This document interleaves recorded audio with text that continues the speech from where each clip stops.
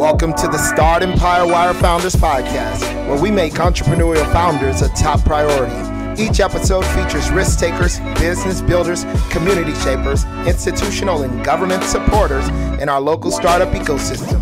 Tune in weekly to hear all about what's happening with the movers and the shakers of Southern California's Inland Empire and beyond. All right, ladies and gentlemen, welcome back to another episode of the Founders Podcast. Today, we are with Lou Desmond. Lou actually does quite a few things, but he has his hand in influence here in the Inland Empire through iBusiness Daily, which is one of the things that he does. But we're going to let Lou talk about everything that he's into, and we're just going to let the conversation flow. So how are you doing today, Lou? I'm good, thanks. We had good news last night. We had a pregnant goat that gave birth without complications, and that's great. Twin baby girls. Wow. We have a herd of pygmy goats, about 17 now. 17? Wow. My wife and daughter raise pygmy goats, and this is birthing season, January to March, and so it's really great when you have a good birth that goes well, because it's tragic when the baby or the mama or both die, and that happened. Yeah. It happened to us a couple times last year. Wow. And so, well, farm life is different, man. Yeah, farm life, people man. People have no clue. But having your own goats, man, that's really a good thing too, because goats are, goat milk is great. We actually raise them for shows. Raise them for shows? Okay. They're show goats, pygmy Okay. goats. We raise our own beef, and I co-raise pork with a neighbor, and we have our own chickens and eggs. And I've got a lot of, it's the wrong time of year. We're eating everything that's preserved and canned right now, but we have a very large garden, and we grow a lot of vegetables during the growing season here, which is shorter than in California. Man, by far. That is beautiful. So farm life. So how long have you guys been there with the farm that you're on? We started splitting time between California and Washington several years ago when my wife's mother got very ill with cancer. Yes. And we bought them a house by the beach. She'd always wanted to live by the beach. We bought them a house by the beach in a place called Ocean Shores, and we started spending holidays and summers up here because my wife wanted to spend as much time with her mother as she could. Right. Right. Thank God she went into remission. No, that's good. Thank God. But then 2 years later, it came back, and she died 2 years ago. Oh, okay. But we fell in love with the Pacific Northwest, and Southern California is hard, man. I've got kids that are just now high school age. And at the time, they were middle school age, and we were just like, I don't know. Right. We had always said, she's country. I grew up on a cattle ranch. We'd always said, hey, we'd love to have our kids around that kind of thing again. Just some things happened. And the time became right, and we went for it. So we bought a large acreage property, and we're living a different lifestyle now, but we still spend a significant of time. Yes. In California. Most of my business is there. My radio show is there. iBusiness Daily is there. And of course, I have great clients like Maglite, Threshold Aviation, and others that are there in the inland region. And we also do a lot of political campaigns. Yes. And that's the PR firm.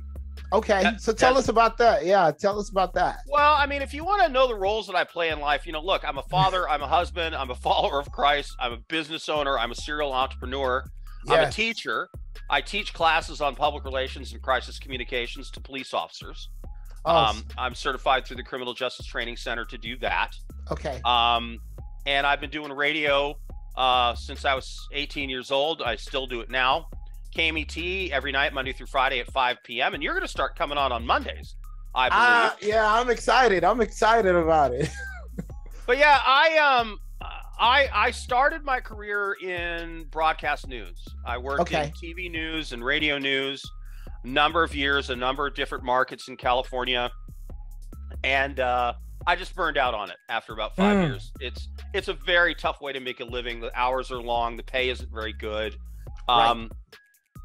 And there's only 2 or 3 people on major networks making big money, right? I mean, there's really, yeah. I mean, tell us about that, because a lot of people are not aware. I know I wasn't aware about, kind of like how that works. All right, when so you told me earlier. What everybody sees is they see the person sitting at a desk with the camera on their face saying, "And in the news tonight, there was a car accident," blah, blah. Or they're the Tucker Carlsons or the Chris Cuomos or Don Lemon or whoever, right? right. That's who everybody sees.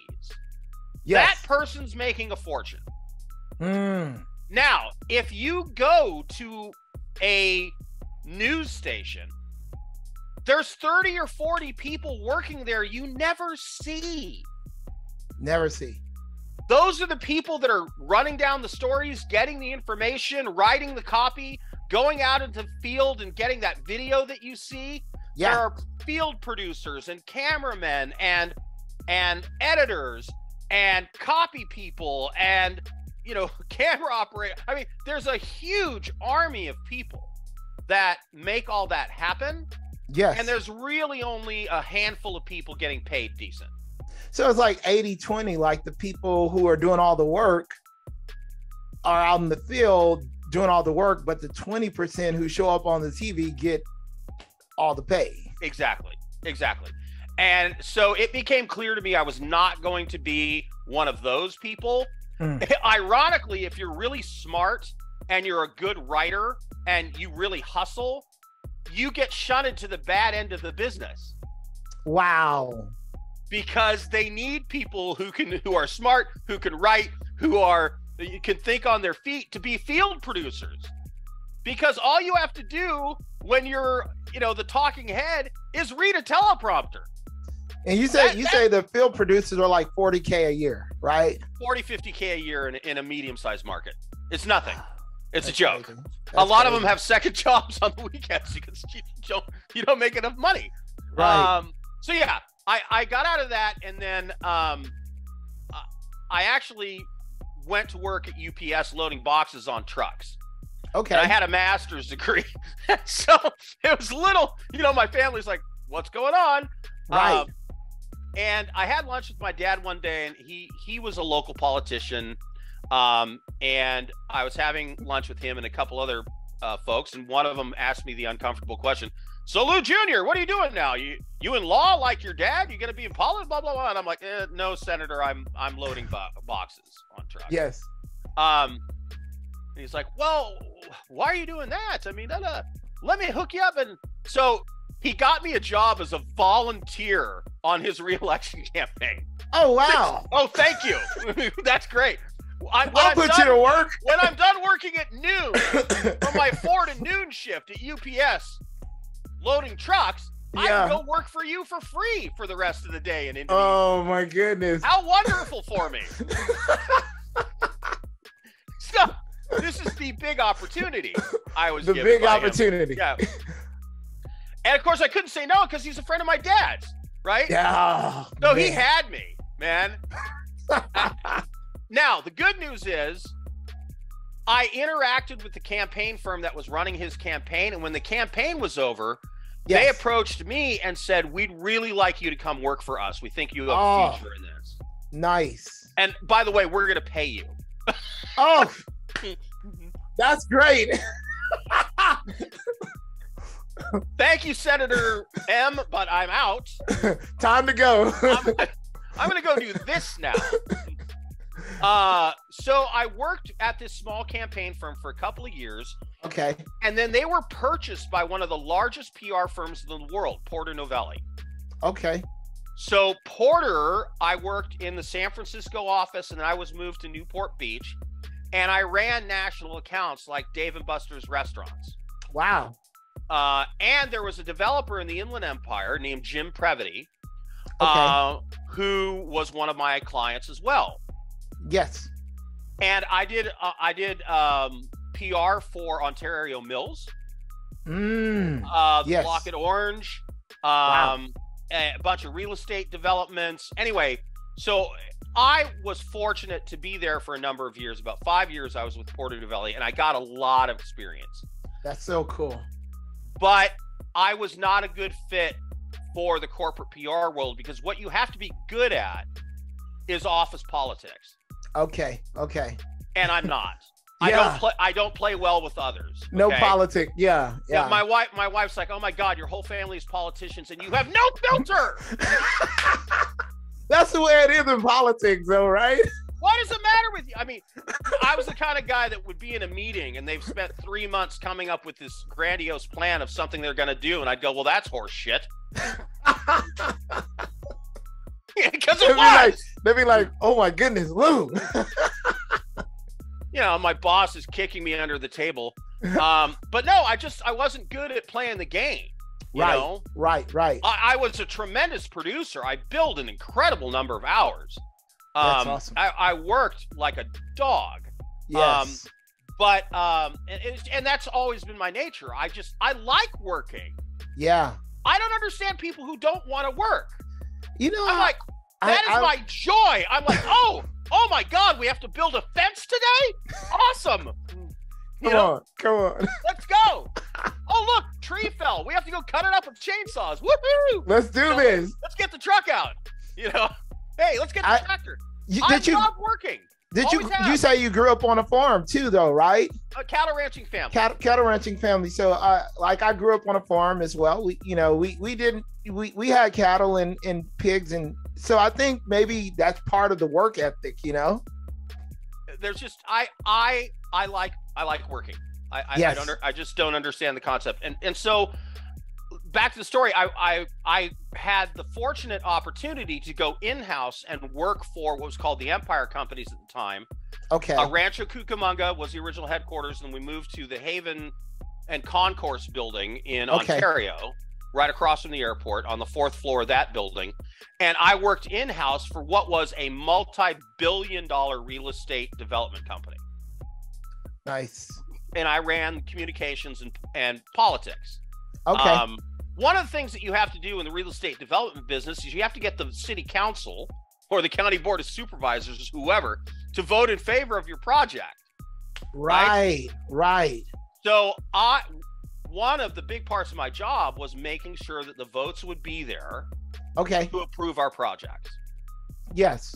I did general PR, press releases and that sort of thing, but a big part of my job was that. I was something of a political fixer. And I learned so much from Mr. Previty. I was so fortunate. This was your supervisor? No, the entrepreneur owner of the company, the billionaire real estate developer himself. Wow. You probably see signs around the Inland Empire for a company called Frontier Homes. Yeah. Yes. Okay. That is his son. Oh. Jim Previty Jr. Oh, Sometimes wow. people call him Jimmy. Yes. Who runs that company. I worked for his father when his father was active. Wow. And so I worked for his dad. How many people get to work right next to, in their early 30s, a brilliant billionaire entrepreneur, real estate, aviation? That's a huge opportunity, privilege, man. That's huge. And I've had others that I've been fortunate to. Cliff Cummings, who owns Toyota San Bernardino and yes. Subaru and I-10 Toyota. I work for him. Wow. I do stuff for his companies. That's so cool. Tony Maglica at Maglite and the Maglica family. I do PR for Maglite. Right. Yeah, you told me about that. Yes. Oh yeah, you were showing me the MagTac 2. Yeah. Great product, by the way. And so, I have been fortunate to have those opportunities. That's so cool. And I've learned, you try to learn as much as you can, Yes. No, and that's what I would see is the opportunity, being able to learn. Yes. And so, after working for Mr. Previty for a number of years, what happened was, and I'd love to say I planned all this, right? Like this was my genius master plan. Master plan. I have the master plan from the beginning. I saw it all. No, what happened was when I left Porto Novelli, I had a number of clients who became dissatisfied with the level of production that they were getting. Okay. And they came to me and they said, hey, can you work for us? And I was like, man, guys, I got my hands full. You know, I got a $1 billion real estate development company. But I had someone I worked with at the PR firm who had left and was just sort of doing her own thing. Yes. And when somebody would approach me that I used to manage, I'd say, okay, I tell you what, I'm going to hand you off to Jessica, but I promise I'm going to be involved in your account. But she's going to run the day-to-day, but I'm going to meet with her regularly. I'm going to make sure, And they were comfortable with that, fortunately. Awesome. Well, that book of business went from a couple $1,000s to $20,000 a month. Nice. In about 2 years. And she was becoming overwhelmed. Okay. And so I went to Mr. Previty and I said, Jim, you know, I love you, love being here, but I have this opportunity. And he goes, let me guess, you want to go start your own company? And I said, yeah. You knew, huh? Yeah. Yeah. And I said, yeah, I've always kind of wanted to do that. And, I hope you don't mind. And he goes, well, what about what we've got going here? And I said, I'll tell you what, pay me half as much as you're paying me now, and I'll give you 2/3 of the hours I'm giving you now. And he said, let me see, I pay you half. Oh yeah. Okay. Winning deal. Okay. So I took his business with me. Okay. To the tune of a few $1,000s a month. And all of a sudden we're doing $30,000 a month. Now we had to hire somebody to help us out. Now we had to hire somebody to do our accounting. Now so the whole thing then starts. And before you knew it, we'd grown to 3 offices, 12 employees, and our revenue was about $2.5 million a year. Man, and this was over about a 5-year period. 5-year period. Okay. And you know, I was just blessed, man. I mean, fish fell in the boat. I mean, I would love to say, like, I had this brilliant marketing strategy, but it was just things like somebody would have lunch with somebody and they'd go, you know, I know this company that's looking for PR. Do you know anybody? Oh yeah, Lou Desmond works for us and his partner. So that's just, you know, the connections you had. You just took those opportunities. Yeah, business led to business. Right. I love it. Yeah.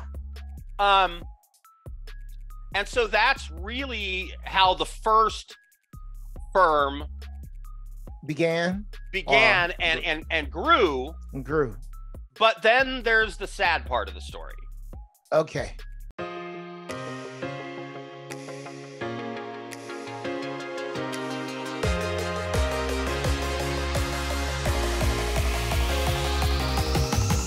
The Inland Empire startup ecosystem industry is tremendously fragmented. A few top-tier hubs, San Francisco, Los Angeles, and San Diego, are well covered by media, events, and data platforms. Finding reliable information relevant to startups or the tech industry in the Inland Empire is extremely difficult. As a result, startups can't scale fast enough. Investors are having a hard time finding the right deals, and corporates can't find the right companies to partner with for their innovation activities. Start Empire Wire, the leading Inland Empire startup publication, is providing the Inland Empire startup ecosystem with the most accurate, engaging business and financial data, events, and news. Our reach of entrepreneurs, C-level executives, angels, VC investors, startup employees, key management at innovative corporates, and big tech is the solution for your B2B or B2C needs. As we build out our platform, we're looking for partners. This is your opportunity to get in on the ground level. If you're looking to align yourself with the local and growing startup and tech ecosystem of the Inland Empire, we have created the platform to get your name noticed and the opportunity for you to grow the recognition of your brand. Contact us today for availability and pricing options. We look forward to our partnership with you.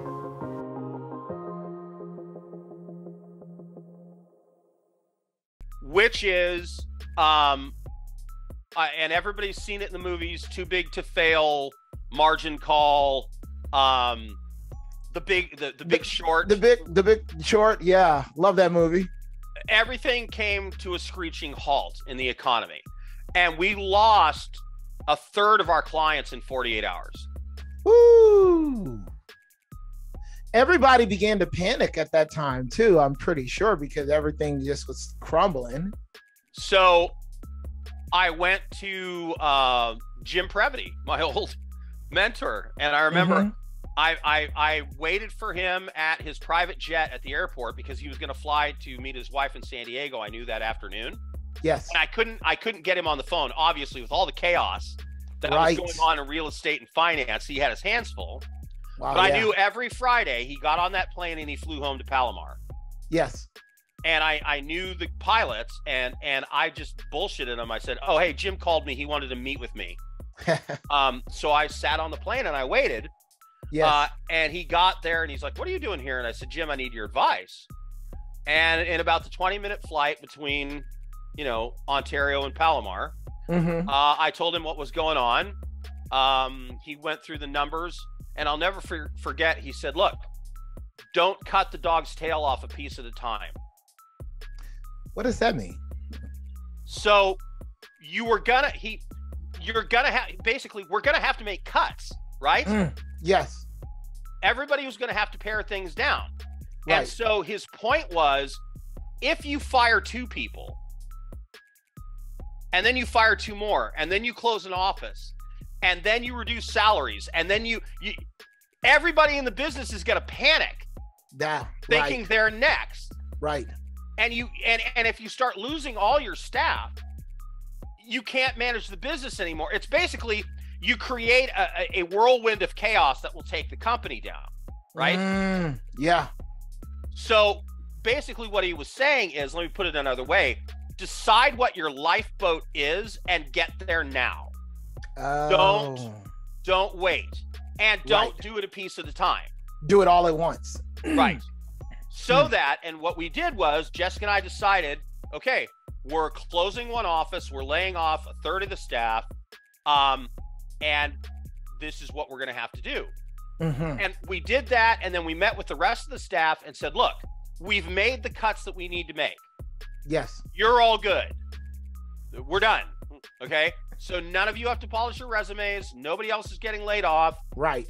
And we were able to hold that line. And then things started getting even rockier. And I went to her and I said, look, you and I are going to have to pare back how much we're getting paid. Yeah. Because, the expenses and the this and the that. And there was a lot of spending going on that should have been going on. Yeah. In terms of kind of abusive practices with the company credit cards and. Okay. Yeah. Right. And I said, look, the weekends in Vegas and the I'm buying everybody dinner and all that bull, that's got to stop. Gonna stop. Got to tighten it up. She didn't want to do that. Oh, that's tough. Yep. And that started causing tension between the two of us. And long story short, she blew up the partnership and sued me. Oh no. Oh, and by the way, emptied the company bank account. Oh, whoo, that's tough. So all of a sudden, one day, you've got 2 offices and a thriving business and $120,000 in the bank, and 24 hours later, there's nothing in the bank, and you've been served with a lawsuit by your former partner. Oh, wow. That's intense. We immediately went to Ruben Estrada, my CEO coach, God rest his soul. He was a great man. And my attorney, Tom, and I said, what do we do? And I had a meeting with them. And fortunately, Ruben gave me one of the greatest pieces of advice ever. He said, look, you've got young children, you got a wife, you got a family, you have employees, you have a business. Because I was going off. I was like, I'm going to kill that. Right. Yeah. And he's like, it's over. That business is done. Over. Wow. And if you don't immediately start looking forward instead of looking back, right. You're going to lose everything else. So you better focus your ass. Yeah. And look at what's in front of you instead of what's behind. Yeah. Because if you don't get focused, you're not going to have anything. Yeah. That's wow. And so I immediately set about going to the clients of the former firm that had been blown up. Yes. Gathering the wreckage of that. I got about half of them back in. Okay. I held on to key members of the staff. Yes. And then began a period of 18 months where I didn't get paid. My wife was drawing a small paycheck from the company. Yeah. We didn't make a house payment for over a year. Man. We couldn't make our car payments. We lost one of the cars. It was a nightmare. Yeah, that sounds like a nightmare. And man, but a year and a half later, we started approaching $30,000-$40,000 a month in revenue again. Nice. Yeah. And we've been around there ever since. But That's I great. didn't rebuild the business to the former size. Okay. I just kept it a little smaller, a little less grandiose in scale. Right. No partner, lowered Yes. our expenses, and put the nose to the grindstone and rebuilt the damn thing, because look, Right. didn't have any other choice. You Yeah. know what? Yeah. Sorry, Well, that ship sank. That ship And now sank, you're in the middle of the ocean, so you can either get in the freaking life raft or you Right. can drown. Right. Right. And if you want to sit on the deck of the sinking ship and scream at the cruel fates that God has put before you, Right. go It's ahead, not but gonna you're help. gonna die, Yep. right? No, that's great. No, so you had to adjust, adapt, pivot, everything all at once. And, Yeah, exactly. whew, And again, I'd like to say I had some genius plan, but you know what it was?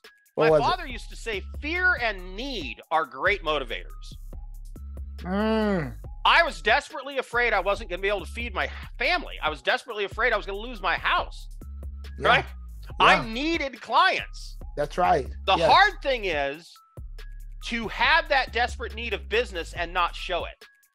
And not show it, because if you show you're too needy, then sometimes people just like, I don't want to deal with this guy, right? Exactly. If you appear panicked and needy, they don't want to do business with you. People Yeah. want to do business with people that are positive, Yes. people that are winning, right? Yes, you're right. The people that are winning, they're like, Right. that's who I want to do business with. So you know what? I every day, best Wow. suit, nice watch, Yes. still ate at the same restaurants, ran Yes. in the same social circles. Wow. At home, it was Hamburger Helper every night, Hey, yeah. but you had to keep up the appearance. That honestly though, I mean, like, it's really tough to do that. But it's crazy how, like, that's the way, it is in our, in America. That's the way it is.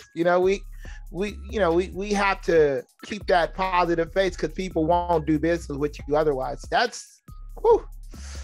Yeah, and The Power of Positive Thinking was a book that helped me a lot. Norman that Vincent time. Peale. Okay. And of course, if you've read that book, it's very Yeah. much about faith in Christ. Yes. Yes. Yes. And believing before it happens. I Right? love that. So you're not necessarily, a lot of people like to say fake it till you make it. You're just walking in faith right now. Yeah. No, I still am today. Yes. I mean, Yes. I have my book of C.S. Lewis that I read Yes. every morning. I Right. get an inspirational message from Love Joel and C.S. Victoria Lewis. Yeah. Osteen every morning. Yeah. And a lot of people make fun of Joel Osteen because he's like, oh, he's so positive. It's going to be all right. No, but what if it doesn't work out? What do you want them to be? Negative? Yeah. I mean, what? It's going to suck today, probably. And your chances of ever getting that new business, horrible. Or maybe some people say, oh, just be realistic. I mean, like, realism is great, but a lot of times we'll default to the negative, though. Like, we don't have to do anything to be negative. And don't get me wrong. I am not a Pollyanna or rose-colored glasses guy. Yeah, I'm very much a realist. But if you are going to choose to either be positive about your future and uplifted and forward-looking, yes, or negative and fearful and timid, Right. No. I'm in door number 1 because door number 2 is not going to help you. Lou, I wrote something down that I heard someone say the other day, and I wrote this down. I said, anything I tell myself about a future outcome I've made up, I make up the stories that give me the power to walk into the desired future outcome. So it's like, none of us know, like, whether or not if we walk out of the door, something bad will happen to us. We don't know it. We make those things up. And when we start telling ourselves stories that are negative, when we start telling ourselves stories that, man, this is gonna fail, I see the trajectory of it, it's gonna fail, then we're more likely to fail. I'm with you on the power of positive thinking here.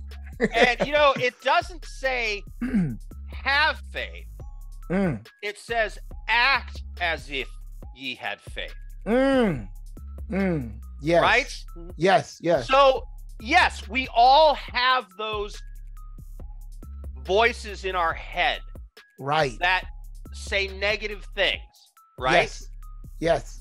But you have to. I push it back with prayer. I stop.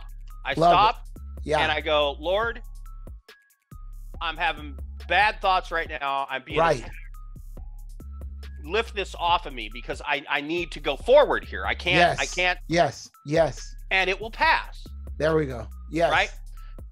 And so, I'm not Pollyannish, not, rose-colored glasses, not Tony Robbins. You too can be a Victoria's Secret model.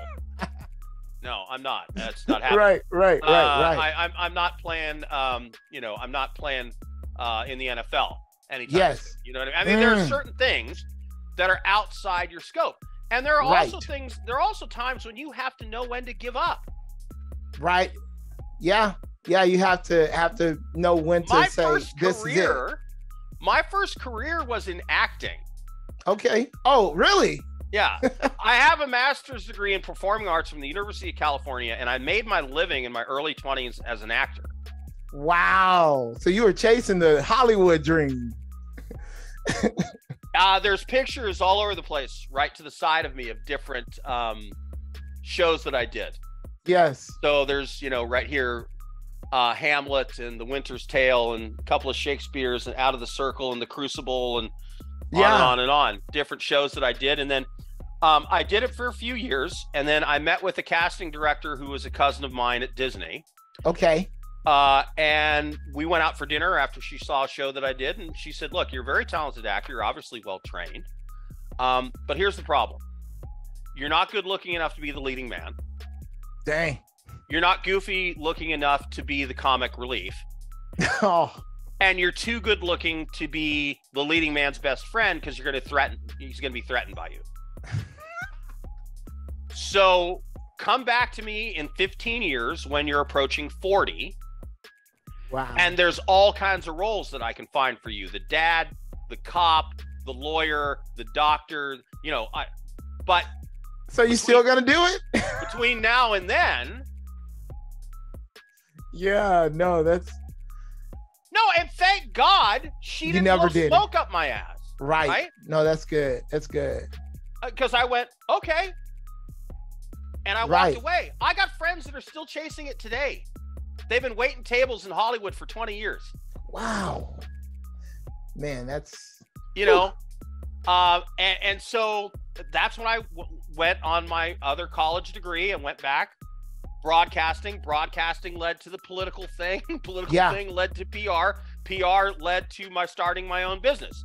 So now, tell us about what's going on with your business, or some of the other things you're doing, like you're doing the KMED, you're doing So, and also we want to talk about IE Business Journal as well. All right. So one of the things that I am is sort of a publisher. Okay. It's really my wife, and it's really Joe Asensi who edits it. But what happened is, in the Inland Empire, there used to be this thing called the Business Press. It was owned by the Press Enterprise.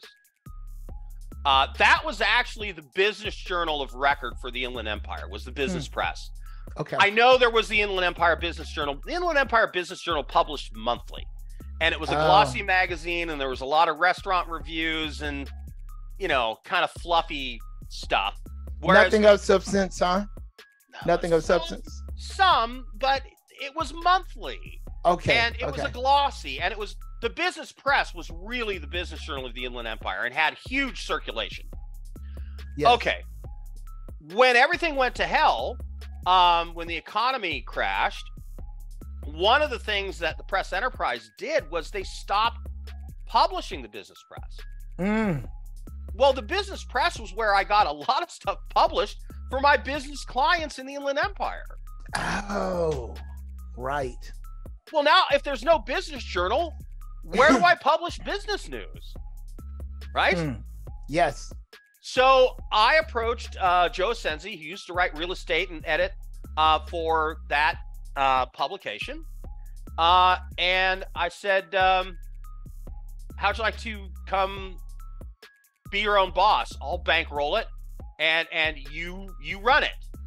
And we actually approached the Press Enterprise and asked if they would sell us the business press stuff. And they were like, oh no, we'll be publishing that back in another few months. What? Never happened. What? So we started something new, i.e. Business Daily. Yes. Because my whole thought was, why wait till Friday to get your business news? Right. Let's just publish the stories every day as we get them. Why aggregate them all and then publish them on one day? Let's just, so there's new business news at IE Business Daily every day. Yep. Hence IE Business Daily. Inland Empire. I'm a fan of it. Focused daily. Yeah. So and there's, beyond just business news, there's business advice columns from experts in their fields, lawyers and insurers and bankers and financiers and, you know, just different folks that have an expertise that contribute. Yes. Anybody who's interested in contributing can send us a column. I'll be sending you some columns. Great. I mean, you know, we're glad to look at them. Right. You know, and that's why that got going. And I got asked a number of years ago to come in and back and do radio again. And I was at one station for a number of years that people will be familiar with. I'm just not going to go into it. Yeah. And management and I came to a disagreement about 5 years ago, and I moved on to KMET. Yes. Where I do evenings. I'm on at 5 p.m. instead of 5 o'clock in the morning, which, believe me, better for me. Way better. Yeah. And so, you know, I'm a big believer in multiple streams of income. Yes. I don't want to have all my eggs in one basket, right? Yes. Love the PR firm. It's wonderful. But I also teach classes to law enforcement about public relations. Where do you teach those at? Right now, California, Oregon, and Washington. Okay. Certified through the Criminal Justice Training Center about 2 years ago. Yes. And so police officers have to get a certain number of hours of ongoing training every year. Okay. And the departments pay for it. Nice. And every department has what's called a PIO, a public information officer. Basically, that's the press liaison from the police department. Okay. And so I teach these classes to train PIOs and management level employees how to handle the press. And so there's that I do. We publish IE Business Daily. I have my radio show. And I'm always looking for more, you know? Yes. And so DNL PR is the public relations firm that you and your wife Desmond and Lewis Public Relations, headquartered in Redlands, is the PR firm. Okay. Lou Desmond and Company on KMET, 5 o'clock every night, weeknights, is the radio show. IEBusinessDaily.com is the business journal. Very cool. And then I also do some sports handicapping and other things that I get paid to do. Yeah. So I mean, if you want to go into that, you can. If you want to. I've been involved in sports betting since I was about 18 years old.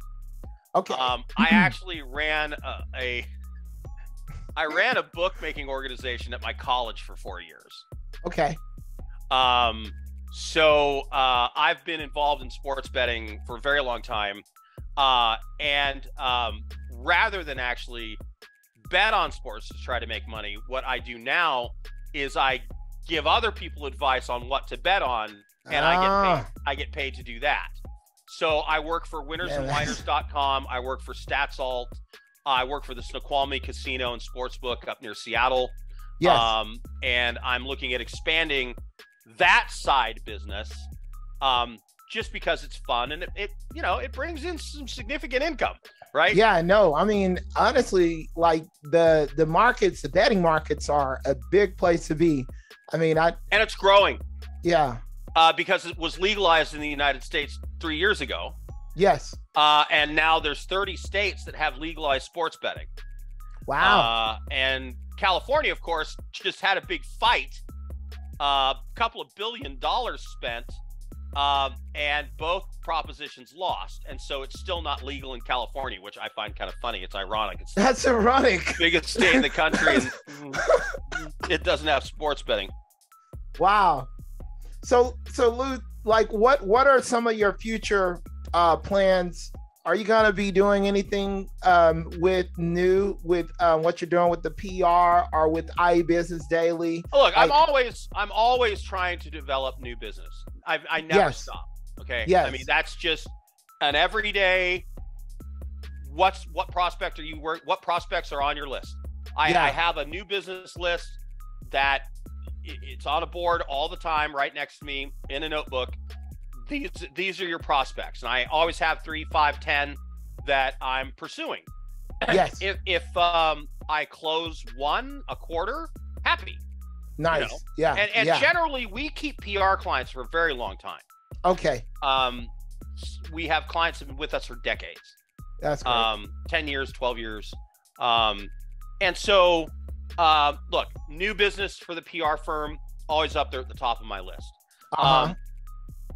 Do a quality radio show every night, which, by the way, it's great exposure for me, for the PR firm, for the brand. How many listeners are on the radio show? I couldn't tell you exactly, but it's in the thousands. Okay. And there's also people that pick up the podcast afterwards. Right.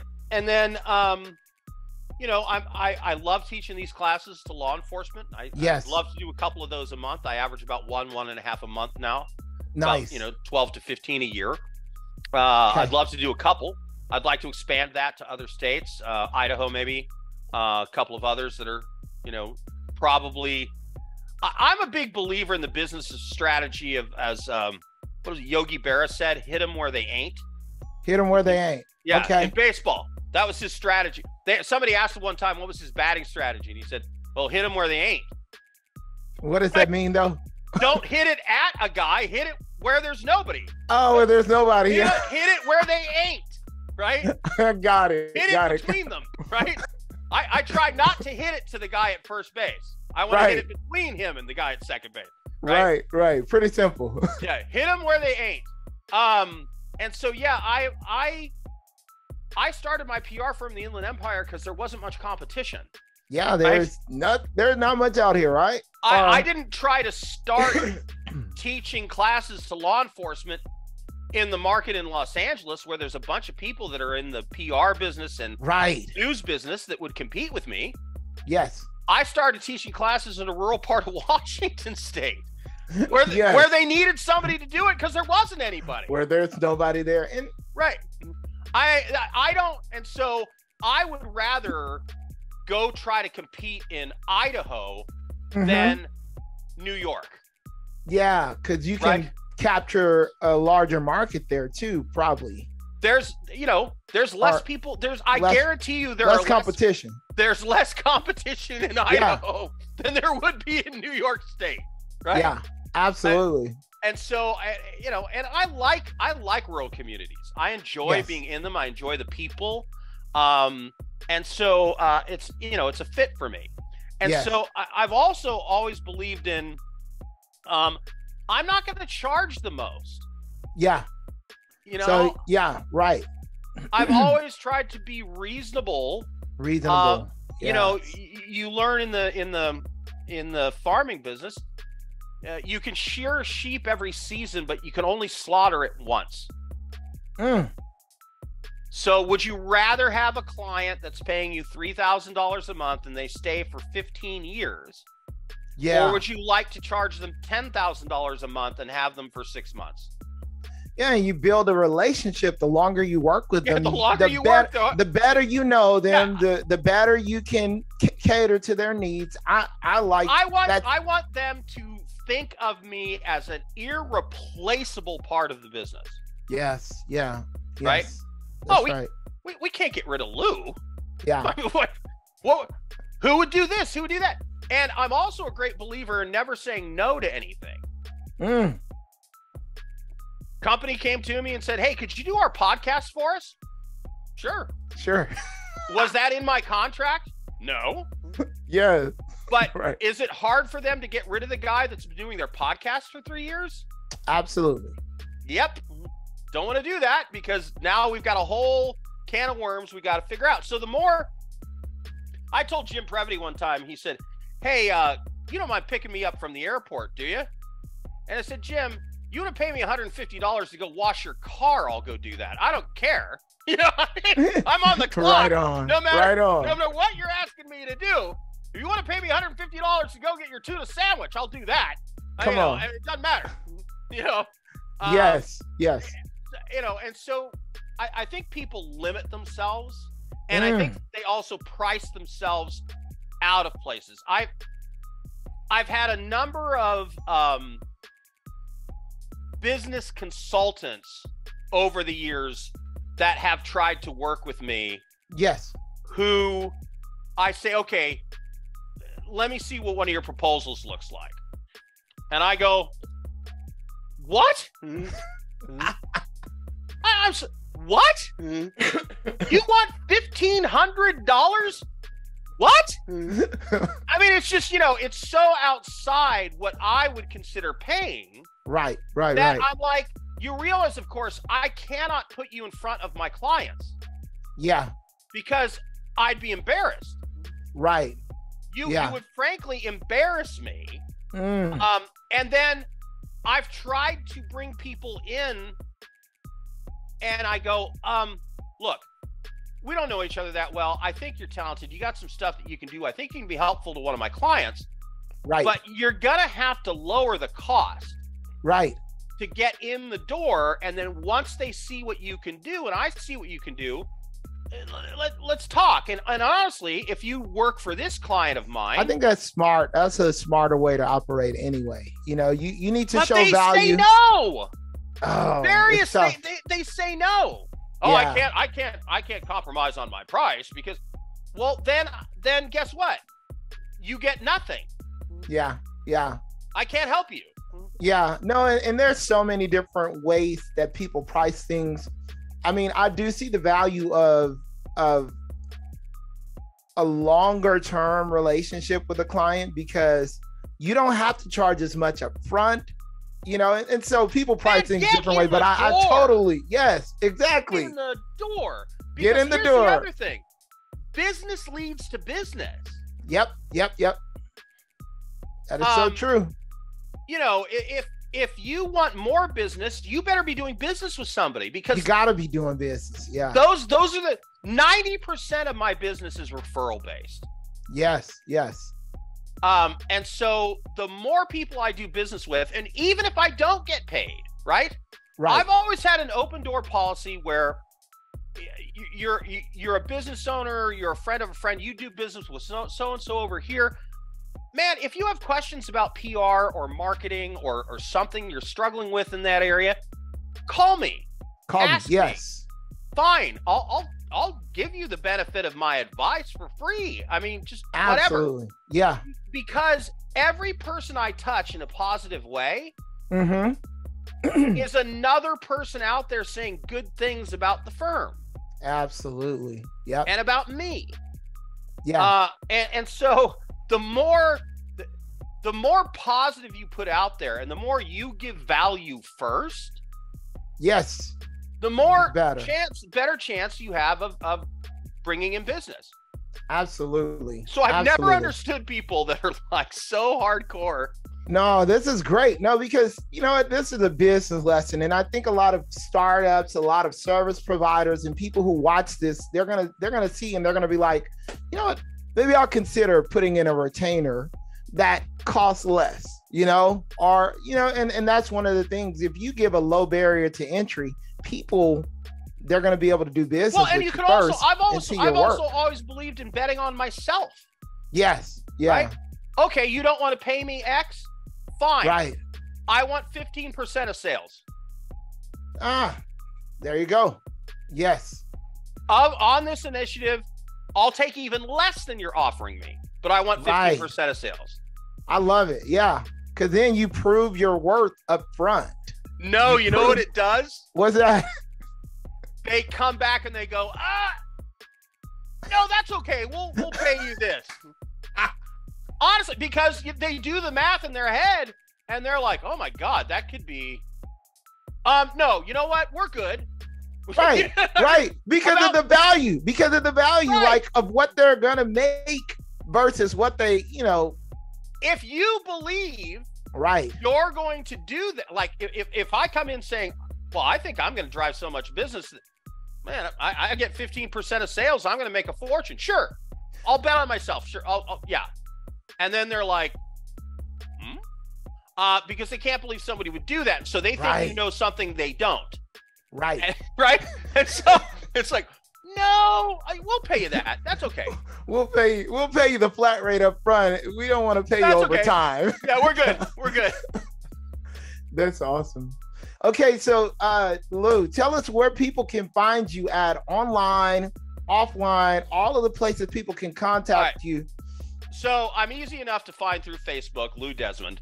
Okay. The radio show is Lou Desmond and Company. It's on KMET 1490, 5 o'clock every night, Inland Empire, ABC News Radio. And then the firm is Desmond and Lewis, Public Relations, D&L PR.com.